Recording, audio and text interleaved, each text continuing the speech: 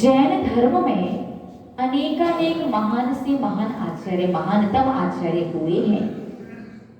फिर भी एक ऐसे आचार्य भगवंत का नाम आता है जो जैन धर्म की प्रत्येक शाखा उपशाखा में जिनका नाम सम्मान से लिया जाता है। कौन से आचार्य हैं? आचार्य भगवंत कुंत कुंत स्वामी मुनि महाराज। चाहे दिगंबर हो, चाहे श्वेतांबर हो, चाहे सौनगढ़ी हो, चाहे ताड़पंथी हो, चाहे गुमानपंथी हो, किसी भी पंथ को, किसी भी आमनाई को मानने वाला हो, जैन धर्म की शाखा और उपशाखा यदि है तो आचार्य भगवंत कुंत कुंत स्वामी आचार्य परमेश्वर जी का नाम सभी में सम्मान से लिया जाता है। आचार्य भगवंत से पहले भी अनेकानेक महानतम आचार्य हुए। हमारे धरसेन आचार्य, जिन्होंने पुष्पदत्त और भूतबली को एक अंग के अंश का ज्ञान दिया था, जो उन्होंने प्रथम जिनवाणी सचखंडागम के रूप में लिपिबद्ध किया। आप सभी लोग शुक्ल पंचमी की कहानी जानते हैं क्या? शुक्ल पंचमी पर अभी बसंत पंचमी आने वाली है कुछ समय बाद।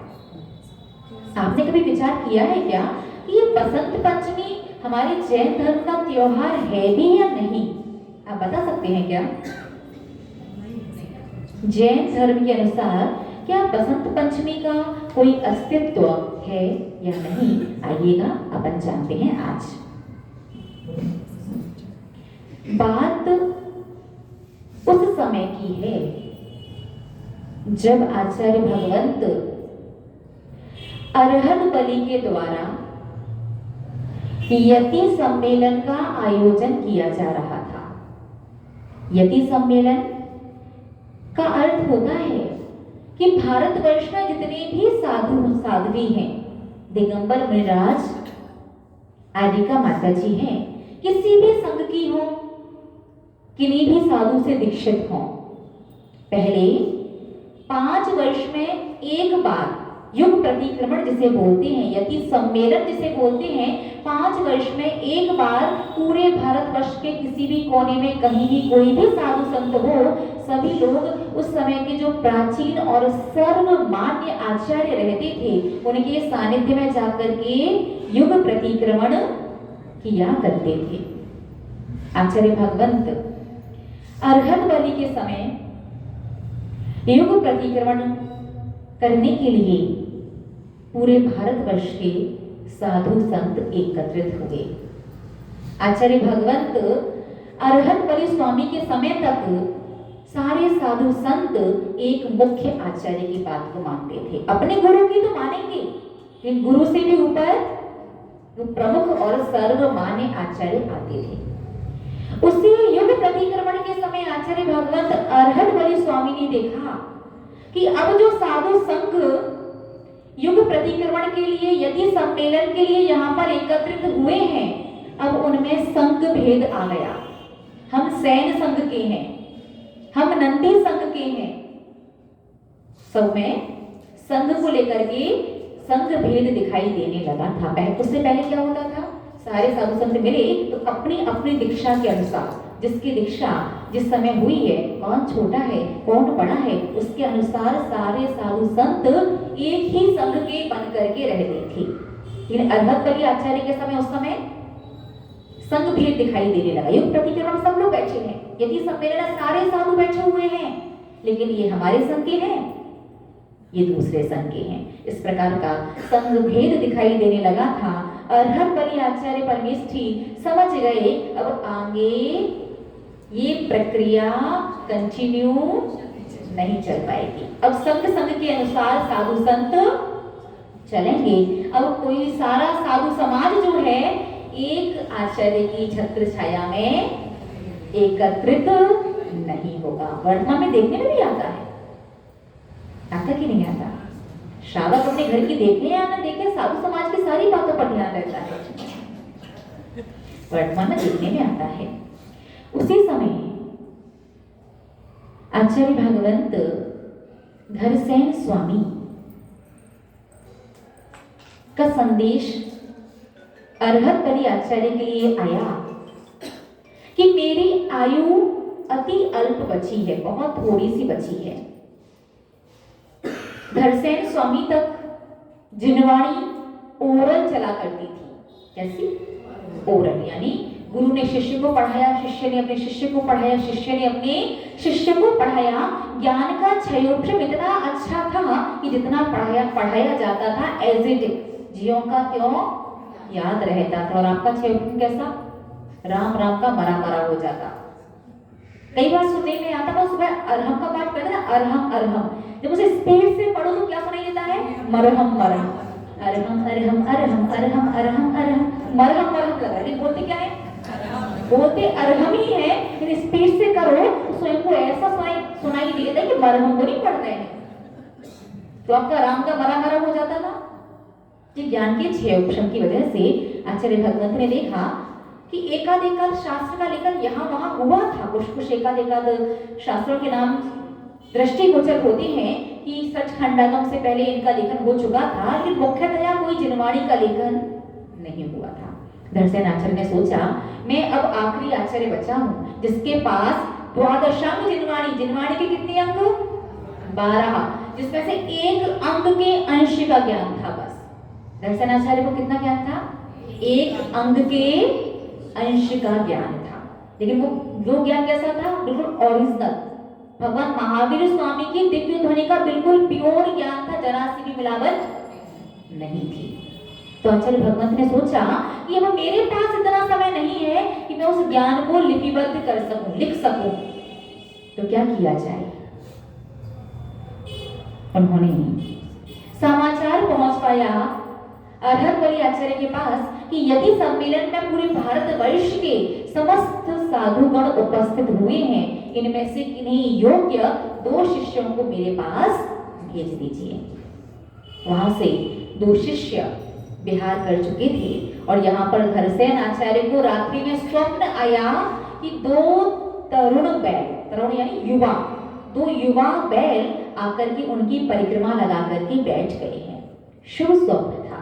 आचार्य भगवंत समझ गए कि प्रातः काल तक कोई ना कोई शुभ समाचार जरूर मिलेगा। और प्रातः काल 2 मुनिराज, इन मुनिराज के शुरुआत से नाम पुष्पदंत और भूतबली नहीं था, ये बाद में रखा। पहले इनका नाम क्या था? ये एक राजा और एक मंत्री थे। आचार्य परमेष्ठी पुष्पदंत स्वामी का नाम था नरवाहन और भूतबली स्वामी का नाम था सुबुद्धि। पुष्पदंत आचार्य का नाम नरवाहन नाम के राजा थे और उन्हीं के मंत्री थे भूतबली स्वामी, उनका नाम था सुबुद्धि। दोनों ने वैराग्य पाकर के दीक्षा ले ली थी। आचार्य भगवान के चरणों में पहुंचे, कहा कि आपके संकेत अनुसार अरहत बलि आचार्य ने हमें आपके चरणों के समीप भेजा है। लेकिन कहते हैं कि शिष्य कितना भी योगी क्यों ना हो, यदि कोई सच में वास्तविक और सही गुरु जो होगा वो बिना परीक्षा किए किसी भी शिष्य को स्वीकार नहीं करता। आचार्य भगवंत को यद्यपि शुभ स्वप्न आया था, फिर भी उन्होंने परीक्षा लेने के लिए दोनों मुनिराजों को एक एक मंत्र देकर के गुफा में साधना करने भेज दिया कि 3 दिन की साधना करनी है इन मंत्रों की। दोनों मुनिराज कि गुरु के किसी भी बात पर प्रश्न चिन्ह नहीं होता, शिष्य के पास इतना अधिकार नहीं है कि गुरु की किसी भी बात पर क्यों, किंतु, परंतु। समर्पण करने से पहले, गुरु बनाने से पहले जितनी चाहो उतनी परीक्षा ले सकते हो। याद रखना, श्रावक साधु की परीक्षा लेने का अधिकारी नहीं है। लेकिन यदि किन्हीं को आपको गुरु बनाना है, अपना संपूर्ण जीवन किन्हीं के चरणों में समर्पित करना है, तो फिर एक श्रावक, एक शिष्य गुरु बनाने के पहले एक बार परीक्षा ले सकता है कि आगम के अनुकूल है या नहीं। इनके समक्ष, इनके चरणों में हम अपना सर्वस्व समर्पण कर सकते हैं या नहीं। और एक बार जब समर्पण कर दिया, किंतु परंतु लेकिन सब कुछ खत्म। एक मंत्र दोनों मुनिराजों को दिया और जाकर के गुफा में साधना करना शुरू कर दिया। दोनों मुनिराज इतने कुशाग्र बुद्धि के धारक थे, इतनी परम विशुद्धि के धारक थे कि 3 दिन से पहले ही दोनों ने उस मंत्र को सिद्ध कर लिया। हमेशा याद रखना, साधु मंत्र को जपता है, पढ़ता है, लेकिन सिद्धि के अभिप्राय से नहीं, सिर्फ आत्म कल्याण करने के लिए। सिद्धियां सिद्ध स्वतः हो जाती हैं, लेकिन साधु यदि उन रिद्धि सिद्धियों को, देखो रिद्धि तो अलग है, जो 64 रिद्धियां होती हैं, रिद्धि प्रकट हो अलग बात है, लेकिन जो देवी देवता की सिद्धि वगैरह होती है, कि साधु संत कोई सिद्धि करता है या सिद्ध हुई सिद्धि को स्वीकार करता है, तो जैन आगम के अनुसार वो वास्तविक साधु नहीं रहता। सिद्धियां आकर के देवी देवता देवगति के देवी देवता हैं, वो आकर के सुधा धर्म की प्रभावना करें, साधु के स्वास्थ्य वगैरह में किसी प्रभावना में मदद कर दें, वो चल जाएगा, ये साधु उन्हें स्वीकार नहीं कर सकता जैनागम के अनुसार। दोनों मुनिराज जब करने बैठे, उस मंत्र की साधना करने बैठे, 3 दिन से पूर्व ही वो देवियां उन्हें सिद्ध हो गई, लेकिन एक जो बड़े मुनिराज थे, एक मुनिराज को देवी जो सिद्ध हुई वो उसके दांत आगे थे, और दूसरे मुनिराज को सिद्ध हुई उसकी एक आंख नहीं थी। जबकि देवी देवता सर्वांग सुंदर होती, बहुत सुंदर होती, से कुरूप नहीं होते। जैसे हम लोग टीवी वगैरह में देखते हैं ना कि चुड़ैल ऐसी होती है, डाक निशावरी ऐसी होती है, भूत व्यंतर ऐसे होते, बिल्कुल नहीं, व्यंतर भी देव है, बहुत सुंदर होते, देख के लोग फिदा हो जाए, उनके रूप को देख के मदहोश हो जाए, सर्वांग सुंदर, बहुत सुंदर होते हैं। वो तो उनका नाम वगैरह देख करके फिर आपको डराने के उद्देश्य से वो विक्रिया रीति से अपना रूप बिगाड़ लें। बाकी ऐसे बड़े बड़े नाखून, लंबे लंबे दांत, बड़े बड़े गंदे गंदे से बाल, उल्टे पैर, ऐसे नहीं होते देवी देवता।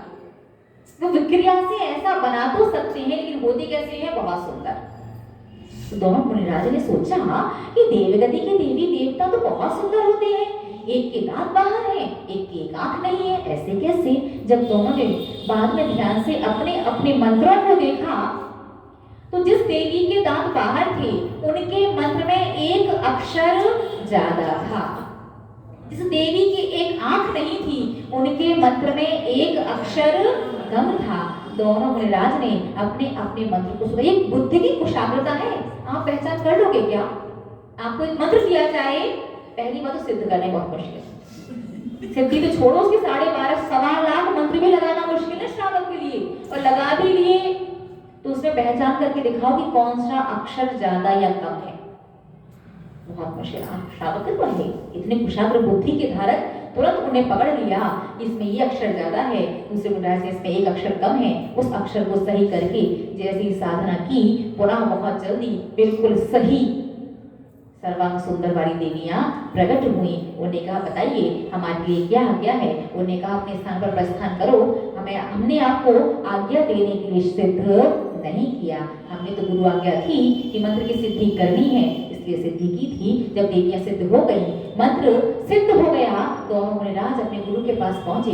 गुरु चरणों में प्रणाम करके उन्होंने पूरी बात बताई कि हमने पहले साधना की तो ऐसी ऐसी देवियां प्रकट हुई, फिर मंत्र को सुधारा तो इस प्रकार से देवियां प्रकट हुई। आचार्य समझ गए ये बिल्कुल पात्र हैं अपना सारा ज्ञान इन्हें देने के लिए, और आचार्य भगवंत ने फिर उन्हें पढ़ाना शुरू कर दिया। और पढ़ा करके लगभग आषाढ़ के महीने तक उनकी पढ़ाई चली। उसके बाद जब चतुर्मास प्रारंभ होने वाला था, तो आचार्य भगवंत को स्मरण हुआ कि अब मेरा आयु कर्म बहुत कम है, और यदि मेरी समाधि हो जाएगी तो इनके लेखन कार्य में व्यवधान पड़ सकता है। रहता है किसी के पास अपन लंबे टाइम से रहें और अचानक उनका वियोग हो जाए, मन में थोड़ा सा तो संकल्प विकल्प संक्लेश हो जाता है। आचार्य भगवंत ने उन्हें विद्या अध्ययन करवा करके उनका बिहार करवा दिया। स्वयं उसी गुफा में रुके गुजरात में, और इस तरह से उन्हें समाधि को अंगीकार करके उत्तम समाधि मरण को प्राप्त किया। इस प्रकार से आचार्य भगवंत पुष्पदत्त और भूत बलि के नाम कैसे पड़े। उसके बाद शुद्ध पंचमी वाले दिन, शुद्ध पंचमी कौन सा दिन है? ज्येष्ठ शुक्ला पंचमी। उस दिन जिनवाणी का लेखन कार्य पूरा हुआ तो उसकी पालकी निकाली गई। जब इनका अध्ययन पूरा हुआ था तो एक आचार्य के दांत आगे पीछे थे, आड़े टेढ़े रहते ना बहुत से लोगों के। मैं दीदी जी के देखना कहीं मुस्कुराए तो उनके 2 दांत थोड़े बाहर निकले हुए, गर्दन पर आड़े टेढ़े नहीं है, गर्दन थोड़े बाहर निकले। गर्दन पर्वत देखे क्या? जम्बू द्वीप में सुमेरु पर्वत के आसपास चारों कोनों पर गर्दन पर्वत होते हैं। बिल्कुल वैसे ही है, गर्दन पर्वत जैसे। तो एक जो बड़े आचार्य थे, बड़े महाराज मुनिराज थे, उनके दांत आड़े टेढ़े थे, तो देवों ने उनके दांतों की पंक्ति बिल्कुल एक जैसी कर दी, तो उनका नाम हुआ पुष्पदंत। और दूसरे देव की भूत जाति के व्यक्तर देवों ने आकर के पूजा की, तो उनका नाम पड़ा भूतबली। बात समझ में आई? तो विद्या अध्ययन करने के बाद ये नाम पड़ा। इसलिए जब कभी कोई अपन से पूछता है कि सचखंडागम ग्रंथ किसने लिखा, तो अपन सम्मान से कहते हैं आचार्य भगवंत पुष्पदंत स्वामी और भूतबली स्वामी ने, क्योंकि ये नाम उनका कब पड़ गया था? लेखन कार्य प्रारंभ करने के पहले ही, जब उनका क्या क्या पूर्ण हुआ था?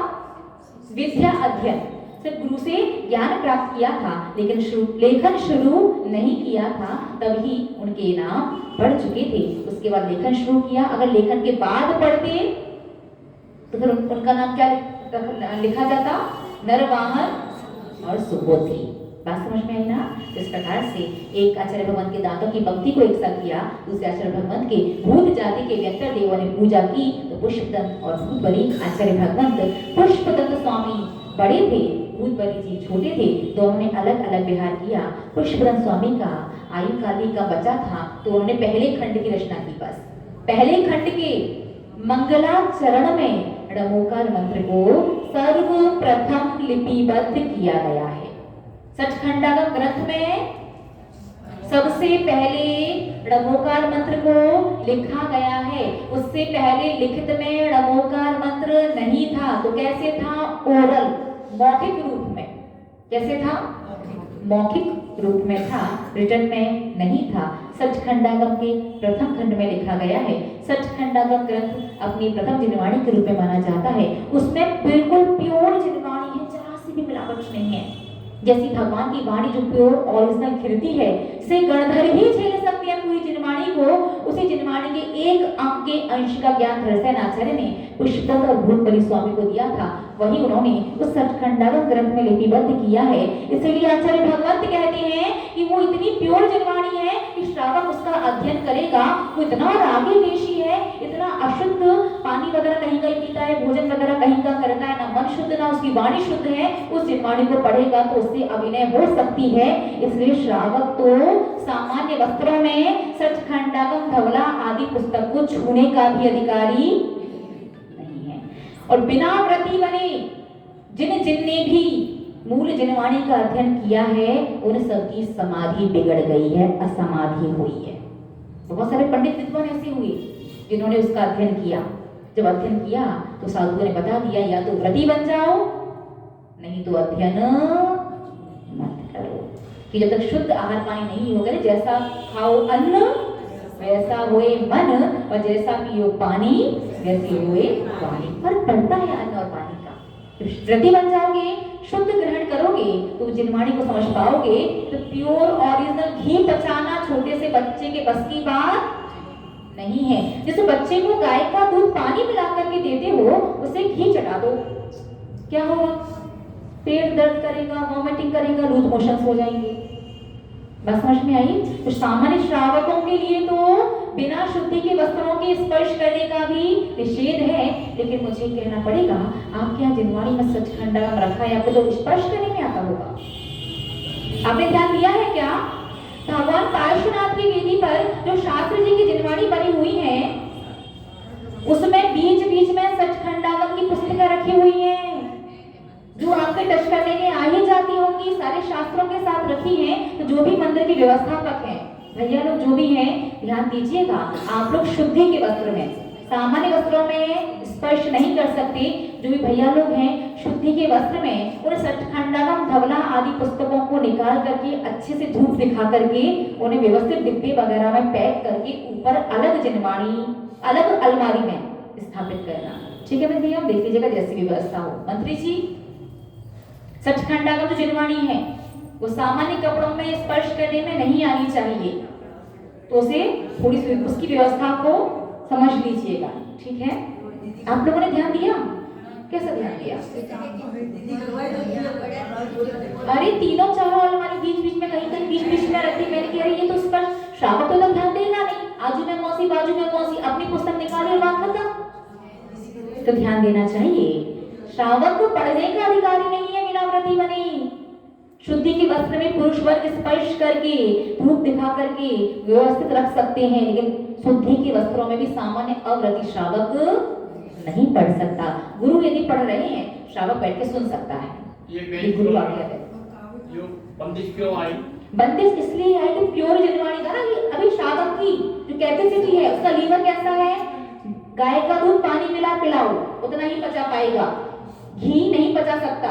और वो जिनवाणी प्योर है, ओरिजिनल है, वो उसके समझ में आएगी नहीं। और जब बात समझ में नहीं आएगी, इतनी कठिन शब्द है, बहुत कठिन है वो, जब सिर के ऊपर से जाएगी तो मन में थोड़ा सा अभिनय का भाव आता ना, ऊबने लगते, पता नहीं क्या पढ़ रहे हैं, सिर खुदाने लगते हैं, यहाँ वहां देखने लगते हैं। तो इससे ओरिजिनल जिनवाणी की प्योर जो है भगवान की वाणी है, उसकी अभिनय का दोष लगेगा। और शुद्ध की अभिनय जो होती है, ये आपको केवल ज्ञानी नहीं बनने देती है। जिनवाणी की अभिनय पढ़ते तो शुद्ध हो ही जा सकता है। उसके लिए पहले सामान्य ग्रंथों का अध्ययन करो। पहले वाणी और पानी, पानी और अन्न, दो की शुद्धि हो गई ना, तभी कर पाएंगे। आपके अंदर अभी ये बात ही नहीं आ पा रही है कि मैं शुद्ध मर्यादा का खाना है। आपको लगता है मर्यादा का खाना तो बहुत परेशानी की बात है, मर्यादा का भोजन करना परेशानी की बात नहीं है। आप कल्पना करो 3 दिन बाद उसमें असंख्यात जीव हो जाती है बारिश के समय। आटा मसाला जो होता है, आंखों से नहीं दिख रहा है तो जीव नहीं है क्या? और एक इंद्रिय नहीं, 2 इंद्रिय से लेकर पंचेंद्रिय, असंख्यात जीव। सर्दी के समय 7 दिन बाद, और गर्मी के समय नहीं, गर्मी सर्दी में 5 दिन है, सर्दी में 7 दिन, गर्मी में 5 दिन। कैसे मर्यादा है? बरसात में 5 दिन, गर्मी में 3 दिन। नहीं, बरसात में 3 दिन, सर्दियों में 7 दिन और गर्मी में 5 दिन, ऐसी है। हाँ, कंफ्यूज हो गए थोड़ा सा। बरसात में 3 दिन, सर्दी में 7 दिन और गर्मी में 5 दिन। ज्यादा थोड़ा सा एक दिन गर्म करके और चला सकते हो एक्स्ट्रा, इसके अलावा एक दिन भी एक्स्ट्रा होता है। तो असंख्यात तो बिल्कुल उसी जाति के जीव उसमें पैदा हो जाते हैं। कल्पना करो कितने सारे जीवों का भक्षण करके फिर कैसे आपकी वाणी, व्यवहार और विचार की शुद्धि हो सकती है। प्योर जिनवाणी सुनने के लिए, पढ़ने के लिए शुद्धि परम आवश्यक है। तो श्रावक का जब तक पानी और भोजन शुद्ध नहीं होगा, तब तक सुन तो लो, लेकिन पढ़ने का निषेध कर लिया। सामान्य छोटे छोटे से ग्रंथों की बात तो समझ में आती नहीं है, गौमट सार तो समझ में आएगा नहीं। गौमट सार की उत्पत्ति पता है कैसे हुई थी? ऐसे ही हुई थी। आचार्य भगवंत नेमी चंद्र सिद्धांत चक्रवर्ती 10वीं शताब्दी में सचखंडा ग्रंथ का अध्ययन कर रहे थे। सामने से चामुंड राय आया और उस जैसी निगाह से निगाह मिली, उसे देख करके आचार्य भगवंत ने शास्त्र बंद कर दिया।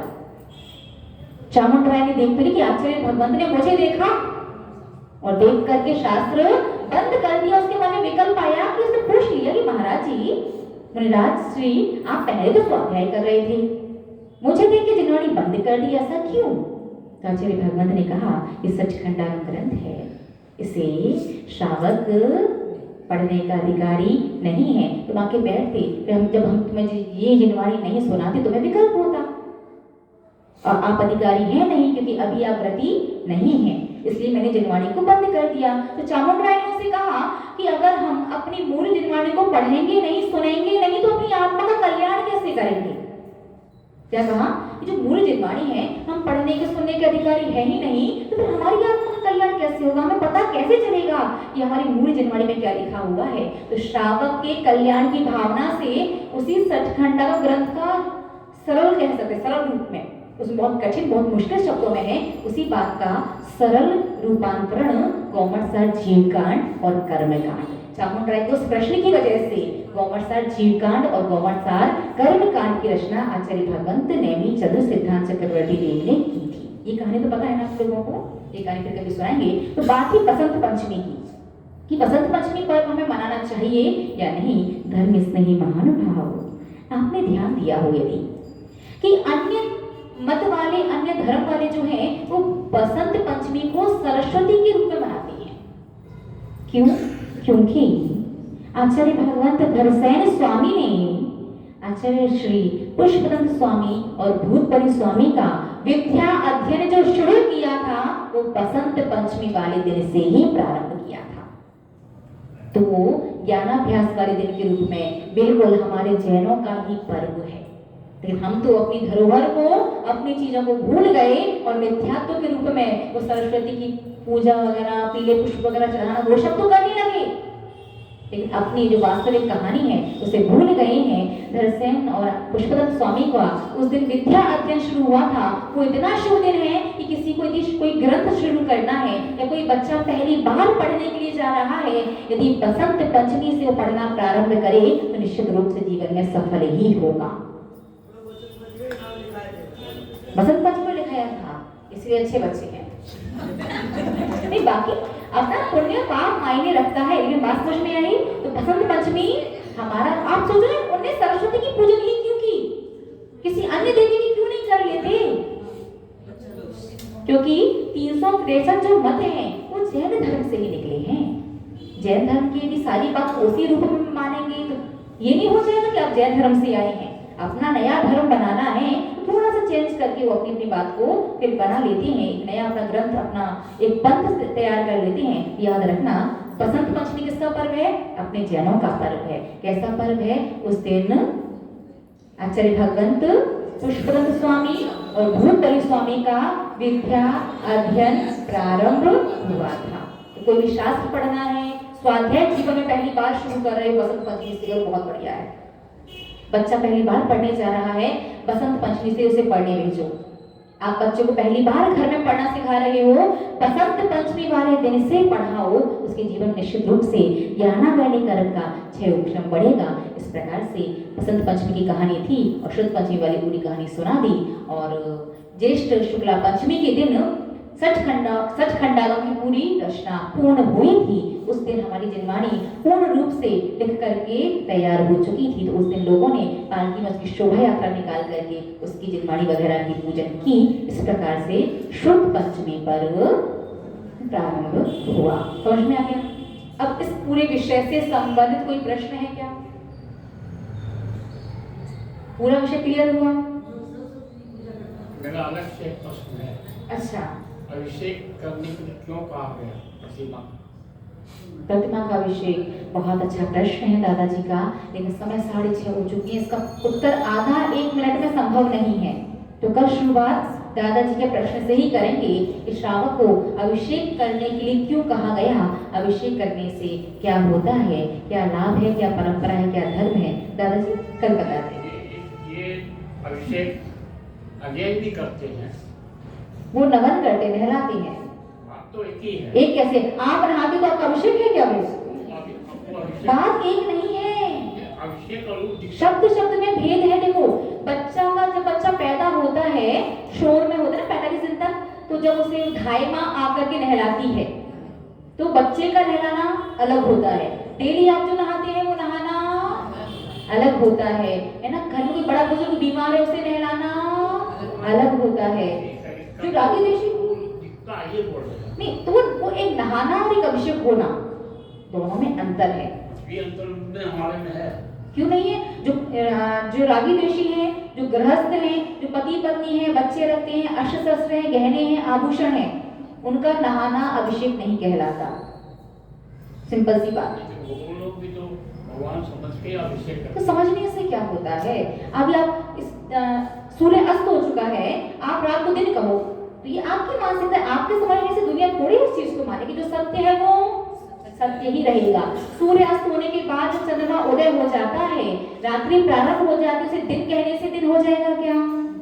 एक व्यक्ति कहे चाहे 100 लोग कहें, वो लोग अभिषेक हो रहा है ये नहीं। हाँ, हमारी माता जी कह रही है, माता जी सब कि हम 13 वर्ष में वहां ग्रह त्याग करके आ गए थे, उनका उतना नॉलेज नहीं है। माता जी कह रही हैं कि वो लोग अपने भगवान को नहलाना ही कहते हैं, अभिषेक नहीं कहते कि अपने लड्डू गोपाल का अभिषेक कर रहे हैं या कान्हा जी का अभिषेक। अरे कान्हा जी को नहला रहे हैं, लड्डू गोपाल को नहला रहे हैं, वो यही कहते हैं, नहलाना ही कहते हैं।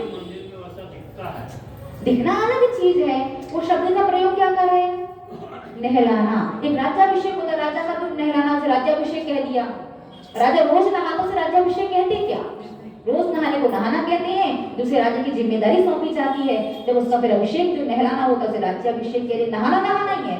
साधु लोग जैसे साधु नहाते नहीं है, लेकिन जब साधु त्यागी व्रती अवस्था में है तब नहाते तो नहाना नहाना कहलाता है। जब साधु दीक्षा ले रहा है, अभी साधु बना नहीं है, अभी भी त्यागी व्रती की अवस्था में ही है, जब उसका मस्तक से धारा की जाती है उसे दीक्षाभिषेक कह देते हैं। तो प्रयोजन के अनुसार उसका शब्द और अर्थ में अंतर आता है। सिर्फ ऊपर से जल डालना हर जगह अभिषेक नहीं कहलाता है। जावाणी के ज्ञान श्री चले कालो सो वाणी मस्तक में सदा देव हुंदो के जनवाणी थाय ते तो जबतन में जो के रक्षणा गए सो पावे सत्यन दी भजरे गुरु देवा ने दया धन पालो हरे नमस्कार